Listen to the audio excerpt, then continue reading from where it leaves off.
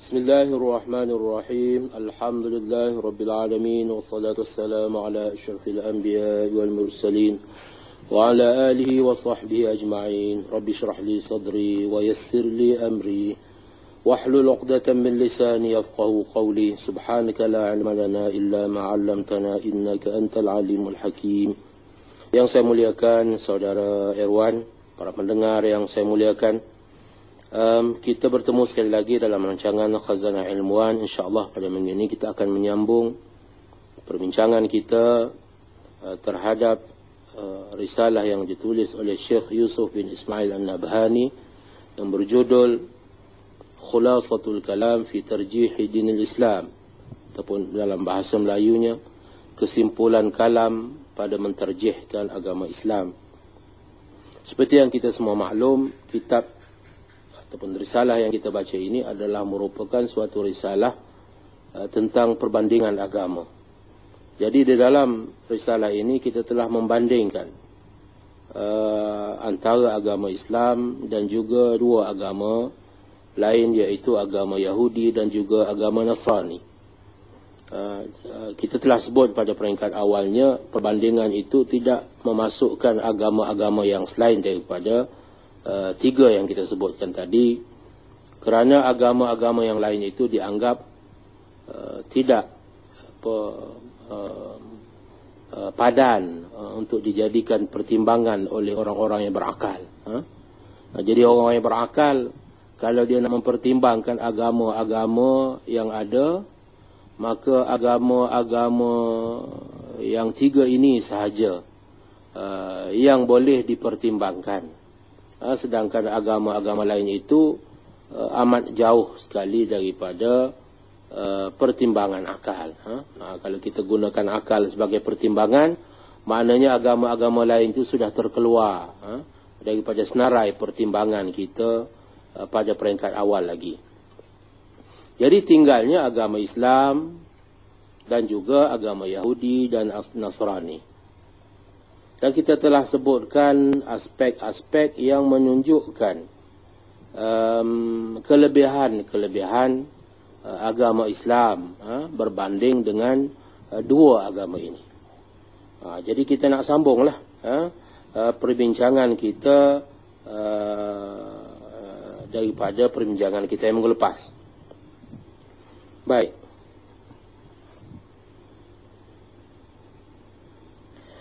Wa aziduka ilma, kata An-Nabhani, akan aku tambahkan kepadamu sedikit lagi ilmu. Akan aku tambahkan lagi ilmu.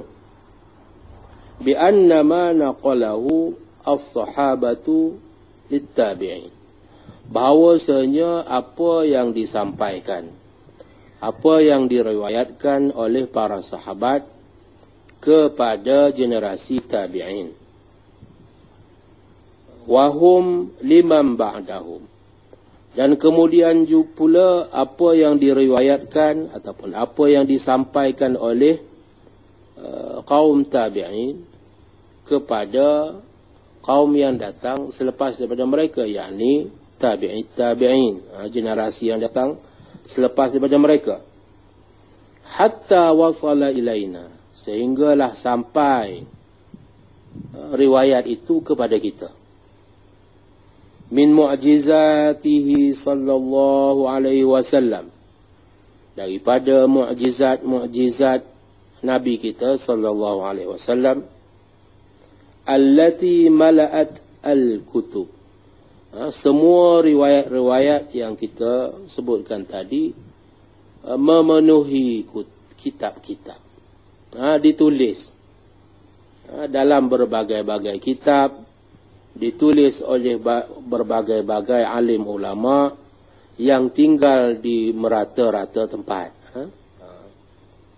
Wantasharat fi sa'iri aqtaril ard, dan tersebar ilmu tentangnya ke merata pelosok dunia.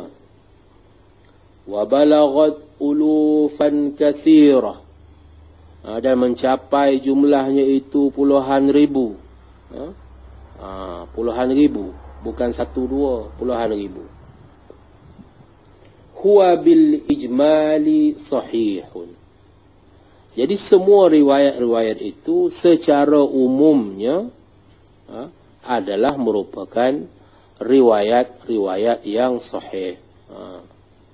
Walaupun ada satu dua riwayat yang mungkin ada perbahasan tentangnya, kurang kuat, tetapi secara umumnya kalau yang satu tidak kuat tapi yang lain itu kuat, kalau diambil secara keseluruhannya, maka riwayat-riwayat itu saling menyokong di antara satu sama lain.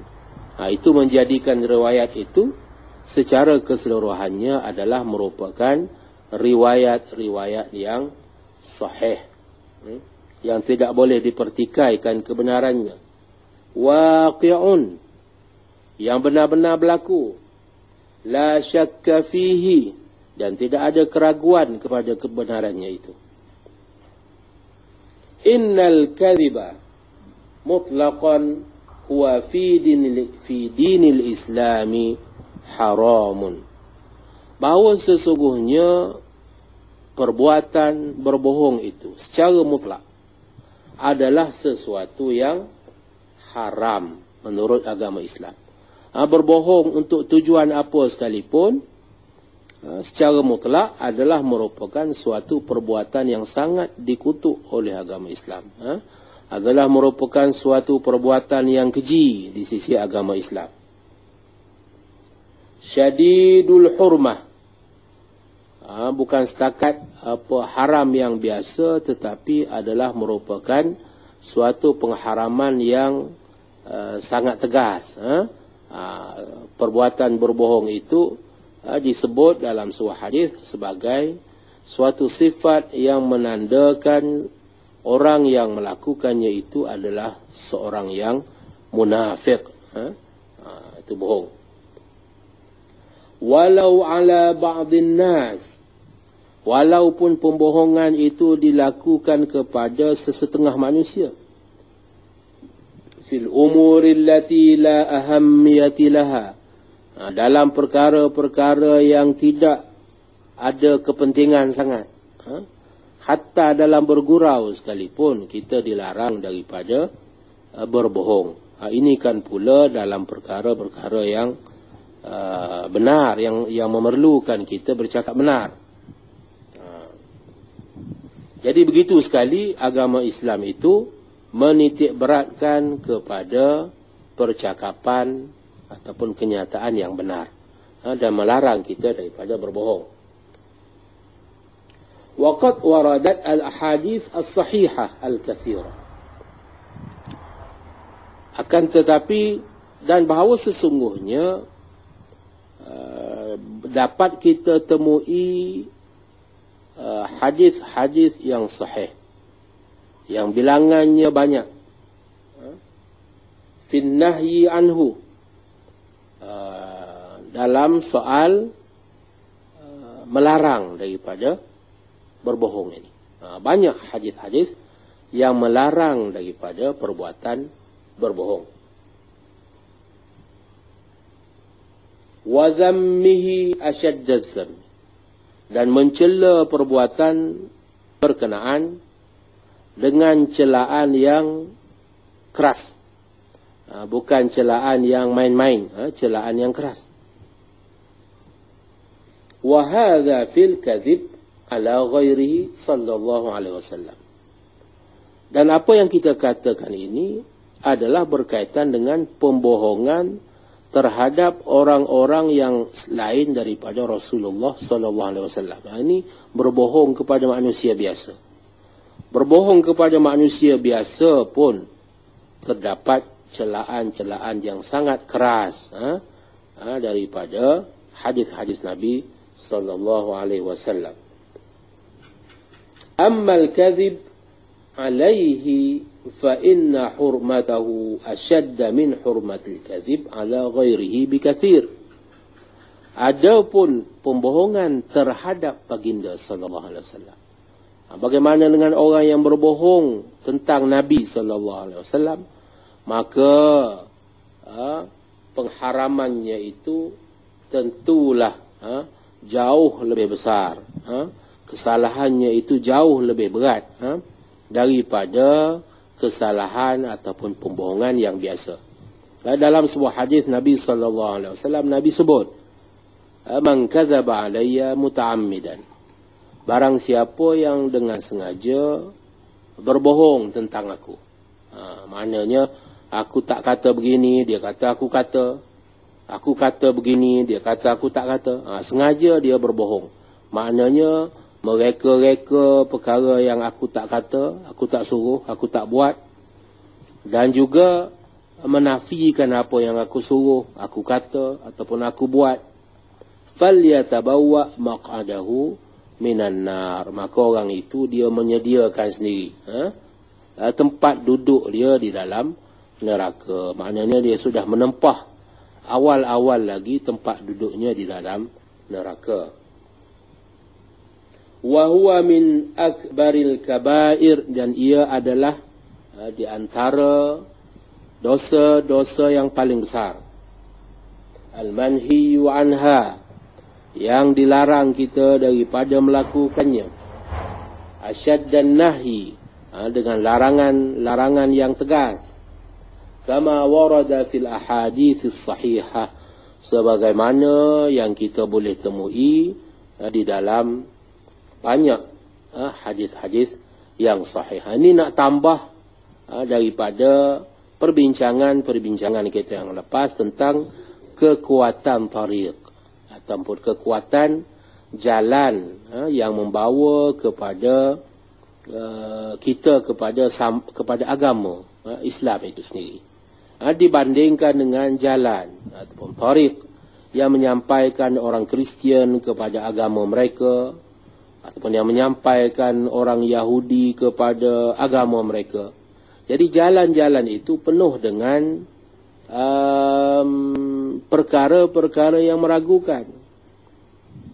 Jadi perkara yang dimaksudkan dengan perkara-perkara yang meragukan itu adalah kemungkinan berlakunya pembohongan. Kemungkinan berlakunya pembohongan kerana apa yang mereka terima itu tidak kuat jalannya, tidak kukuh, tidak teguh. Oleh kerana tidak kuat, maka orang boleh mengambil peluang. Ini masalahnya. Orang boleh mengambil peluang untuk memasukkan apa yang bukan daripada agama, apa yang bukan daripada ajaran Rasul yang sebenar, apa yang bukan daripada Allah Subhanahu Wa Taala. Ini masalahnya. Dan ini adalah suatu fakta sejarah, seperti yang kita lihat bahawasanya dari segi zaman sahaja agama-agama ini mengambil masa yang sangat panjang untuk sampai kepada kita, dan pula zaman-zaman yang dilalui oleh penganut-penganut agama berkenaan itu penuh dengan peristiwa-peristiwa yang menimbulkan keraguan, terhadap kemampuan mereka untuk memastikan ajaran itu sampai ataupun bersambung daripada satu generasi kepada generasi yang lain dengan tali sambungan yang kukuh, yang teguh, yang tidak boleh diragui. Jadi perkara-perkara itu adalah seperti yang telah kita nyatakan, adalah sesuatu yang diragui terhadap kedua-dua agama yang berkenaan. Jadi dalam kes agama Islam, maka telah kita jelaskan bahawasanya dalam agama Islam, dalam sejarahnya tidak pernah berlaku pemutusan, tidak pernah berlaku timbul zaman jahiliyah di antara zaman-zaman itu sehingga hilang orang-orang yang memiliki ilmu yang cukup untuk disampaikan kepada generasi yang berikutnya.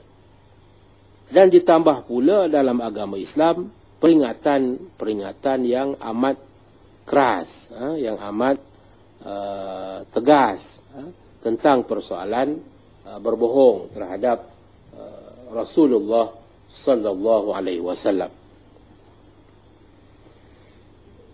Para pendengar yang saya muliakan, seterusnya kata An-Nabhani, "Idza 'alimta dzalika ayyuhal 'aqil." Apabila engkau mengetahui perkara itu, wahai orang-orang yang berakal. Al-munsif al-mushfiq ala nafsihi. Bukan setakat tahu, bahkan engkau juga insaf terhadap nasib dirimu. Dan juga engkau sangat sayang kepada diri sendiri. Ini syarat-syarat je ni. Tahu, insaf, tetapi juga sayang terhadap nasib diri sendiri. Dia tidak memandang tentang nasib masa hadapannya, nasib dia di akhirat itu sebagai sesuatu yang dia boleh perjudikan, sebagai sesuatu yang dia boleh buat main-main, seolah-olah mana-mana agama pun tak kisah, apa-apa agama pun semua baik saja, sehingga kan dia tidak mengambil usaha untuk mempertimbangkan. Ini perkara yang kita mesti bangkitkan. Kalau sekiranya kita berpeluang untuk berbicara, untuk berbahas, untuk berdebat, ataupun berbincang dengan sahabat-sahabat kita yang menganut agama-agama lain. Jadi kita kena tanya kepada dia, pernahkah engkau membuat pertimbangan? Pernahkah engkau menyoal selidik sejauh mana kebenaran agama yang engkau pegang itu? Kerana persoalan ini adalah merupakan persoalan yang sangat penting. Kerana persoalan ini adalah merupakan persoalan nasib diri kita di akhirat kelak. Sebab itu An-Nabhani dalam kesimpulannya ini kata, kalau sekiranya engkau tahu segala yang telah perkara yang aku sebutkan di atas tadi, dan engkau pula seorang yang insaf terhadap peri pentingnya persoalan yang kita bincangkan ini, dan engkau pula seorang yang sangat mengambil berat tentang dirimu sendiri, al-mushfiq ala nafsihi min wuqu'iha fi syiqa'i al-abadi. Seorang yang ambil berat, sayang pada dirinya, dan tidak mahu dirinya itu terjerumus ke lembah duka cita, ke lembah penderitaan yang abadi.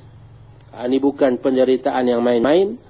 Penderitaan di dunia itu tamat dengan tercabut nyawa, tamat dengan kematian seseorang. Akan tetapi penderitaan di akhirat adalah merupakan penderitaan yang kekal abadi, asyiqa al-abadi, al-muhibbu laha as-sa'adah. Dan orang ini pula sangat-sangat berharap, sangat-sangat mencintai kebahagiaan untuk dirinya. Siapa yang tak nak kepada kebahagiaan yang abadi? Siapa yang tak mahu terlepas daripada kebinasaan dan juga penderitaan yang abadi? Semua orang yang berakal pasti akan mengharapkan perkara yang sedemikian. Fa'aqim al-hujjata 'alaiha. Maka hendaklah engkau tegakkan hujjah ke atasnya. Ke atas apa? Ke atas dirimu. Pasal kita boleh berbicara dengan diri sendiri.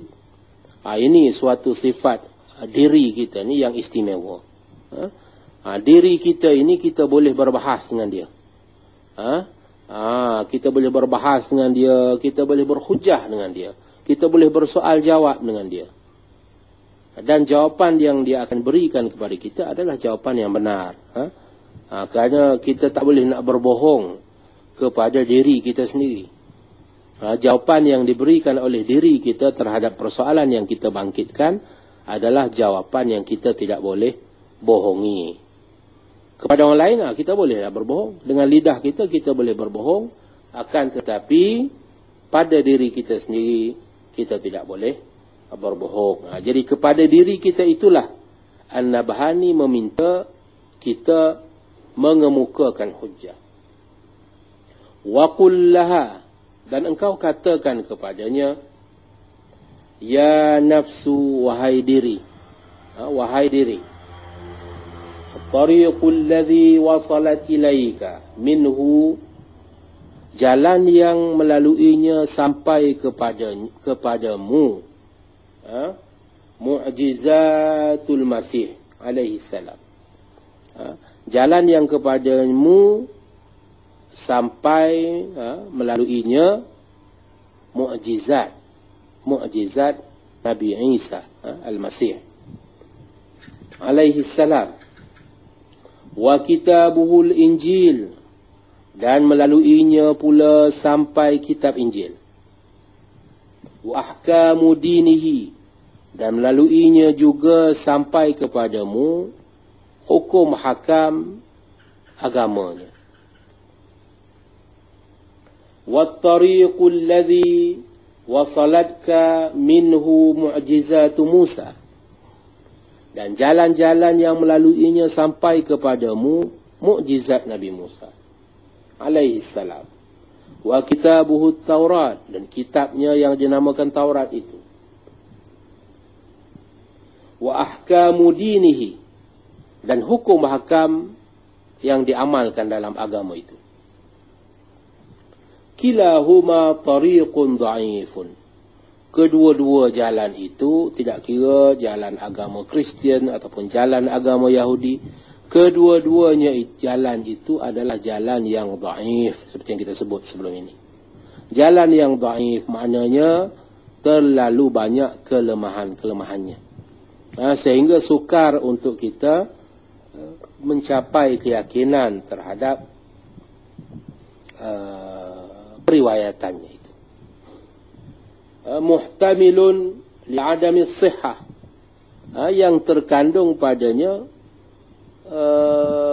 kepalsuan.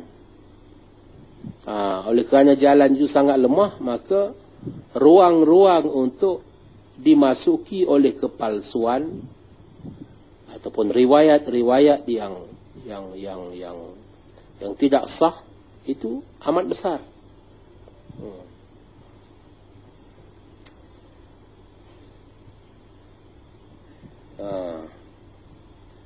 Ihtimalan qawiyan, dan kemungkinan itu adalah merupakan kemungkinan yang amat kuat. Bi khilafit tariq alladhi wasalat minhu mu'jizatu Muhammadin sallallahu alaihi wasallam, berbeza dengan jalan-jalan yang melaluinya sampai kepadamu mukjizat Nabi Muhammad sallallahu alaihi wasallam. Wa kitabuhu Al-Quran, dan juga kitabnya Al-Quran. Wa ahkamu dinihi, dan hukum hakam agamanya. Fa innaha la tahtamilu adam as-sihah, kerana jalan-jalan itu tidak mengandungi kemungkinan kepalsuan. Tidak mengandungi kemungkinan ianya dicemari dengan riwayat-riwayat yang palsu.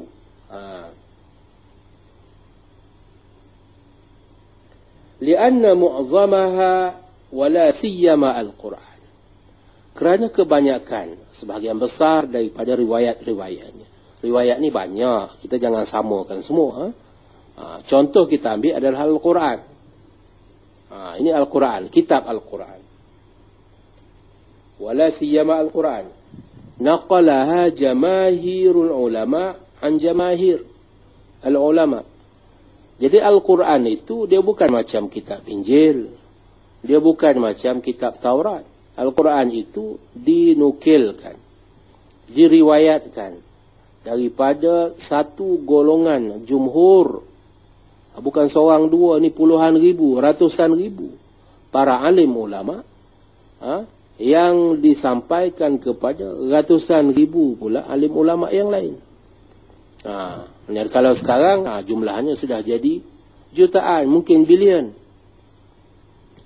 Begitu. Wal ummah anil ummah, daripada satu ummah kepada satu ummah, bukan daripada seorang kepada seorang yang lain. Seperti yang kita sebut dalam kisah Daniel itu. Bisanadil muttasil, dengan suatu sanad yang bersambung, tak pernah putus. Tak pernah putus. Al-Quran itu misal kata selama 100 tahun tak ada sesiapa yang menghafal Al-Quran. Kemudian 100 tahun kemudian ditemui naskah Al-Quran itu oleh seseorang, misal kata. Dan daripada situlah disebarkan pula kepada generasi yang lain. Itu tidak berlaku. Tidak pernah berlaku kerana sanad Al-Quran itu bersambung-sambungan sehinggalah kepada hari ini.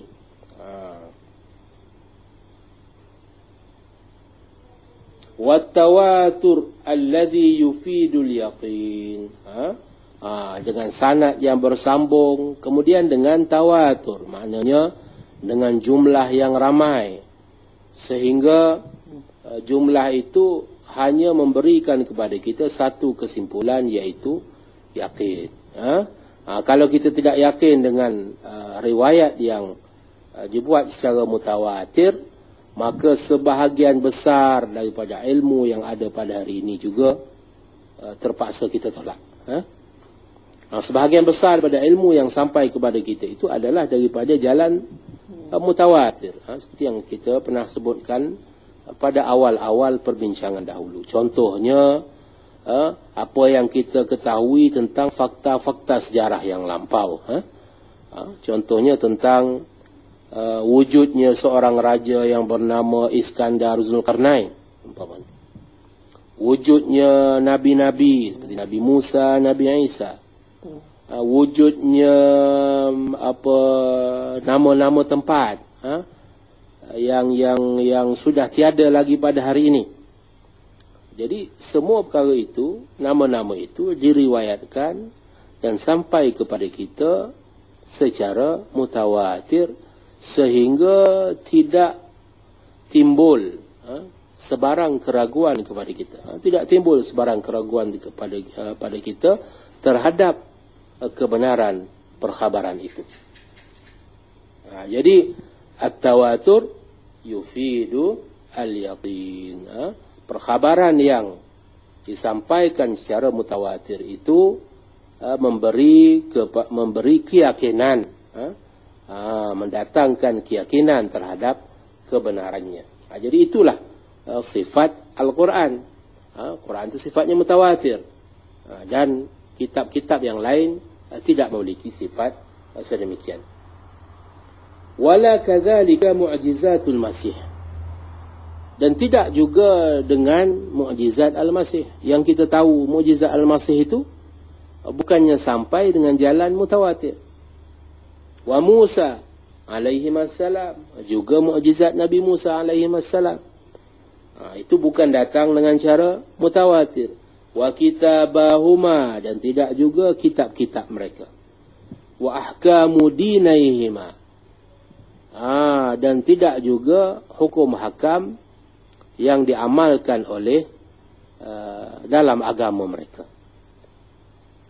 Fa innaha laisa fi naqli syai'in minha tawatur aslan. Kerana daripada awal lagi sememangnya tidak wujud langsung dalam periwayatan kitab-kitab itu, dalam periwayatan mukjizat mereka, dalam periwayatan hukum hakam yang mereka amalkan dalam agama mereka, langsung tidak wujud tawatur. Langsung tidak wujud tawatur. Kalau ditanya, mereka tidak boleh menyebutnya sebagaimana kita boleh menyebut segala apa yang datang daripada Nabi kita SAW, beserta dengan riwayat-riwayatnya, beserta dengan sanad-sanadnya. Tapi kita nak kena tanya kepada ahlinya lah.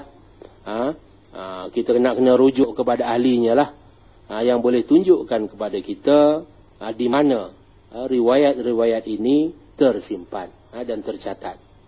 Itu adalah sesuatu yang suatu fakta, suatu fakta yang tidak boleh dinafikan. Bal laisa fi naqli syai'in minha sanadun muttasilun an fulanin an fulanin. Bahkan langsung tidak boleh ditemui dalam periwayatan itu sanad yang bersambung.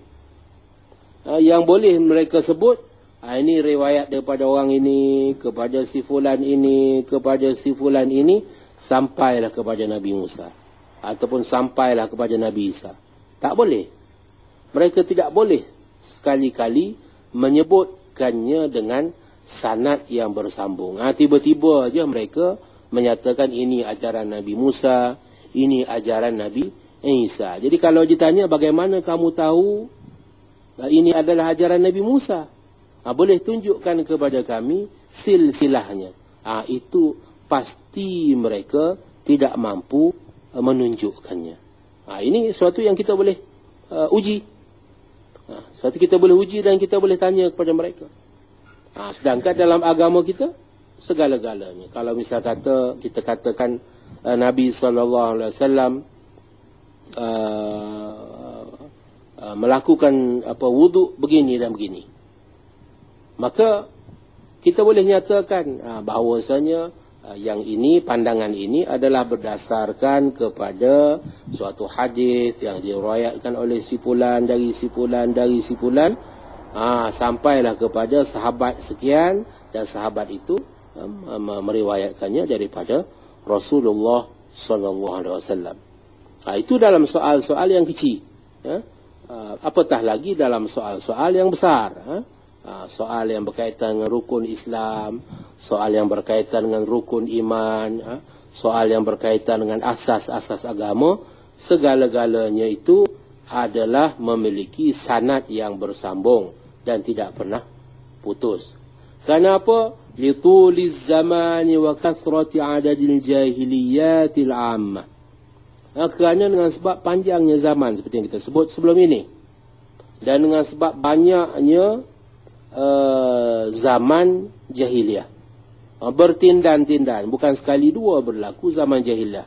Telah berlaku peperangan, telah berlaku pembunuhan, telah berlaku krisis yang menyebabkan kematian, menyebabkan mereka terpaksa tinggal keluar daripada negara mereka, berhijrah ke negara yang lain. Mereka menjadi tawanan perang.